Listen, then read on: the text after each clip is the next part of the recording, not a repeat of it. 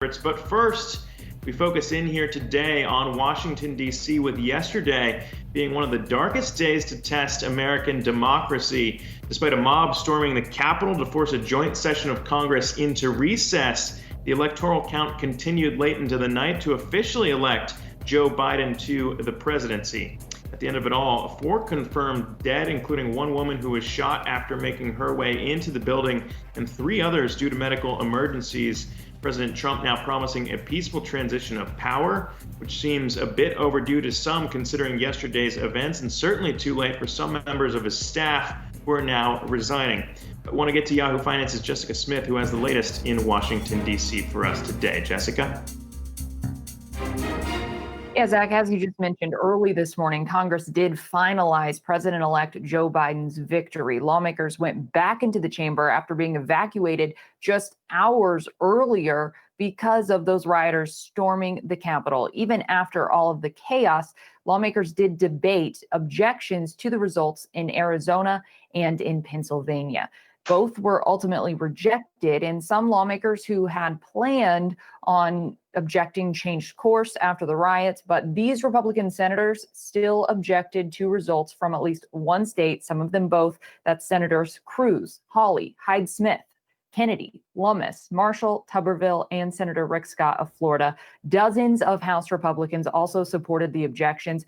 But after Congress wrapped up everything this morning, President Trump did acknowledge the situation, saying there would be an orderly transition of power. He had released that statement in a tweet from a spokesperson because Facebook and Twitter currently have him blocked because of yesterday's events. We are learning more about what exactly happened yesterday. We know police shot and killed 1 woman inside the Capitol. In D.C., police say 3 other people died in the area after medical emergencies. Authorities also say there were pipe bombs at the RNC and the DNC, and they found a cooler full of Molotov cocktails on the Capitol grounds. Congressional leaders spoke on the Senate floor once they got the all clear.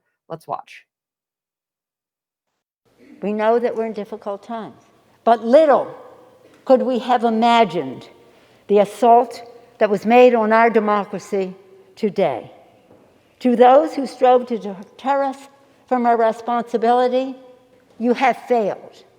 The United States and the United States Congress have faced down much greater threats than the unhinged crowd we saw today.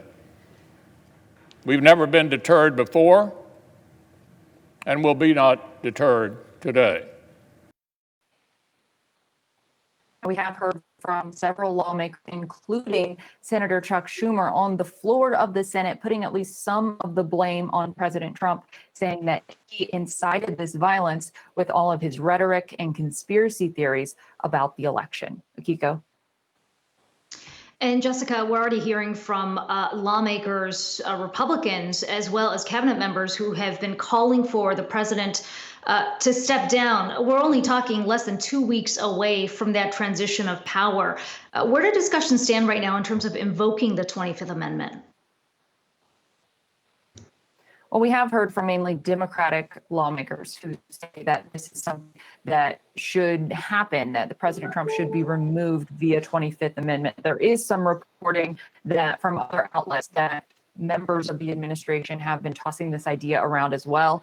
And then we did hear from a trade group, the National Association of Manufacturers, who said that it should seriously be considered. In a statement, they said, we're trying to rebuild an economy and save and rebuild lives, but none of that will matter if our leaders refuse to fend off this attack on America and our democracy, because our system of government, which underpins our very way of life, will crumble. We are also hearing from some lawmakers who are calling for impeachment.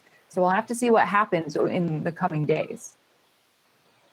All right, Jessica Smith bringing us the latest there on Washington, D.C. Appreciate that.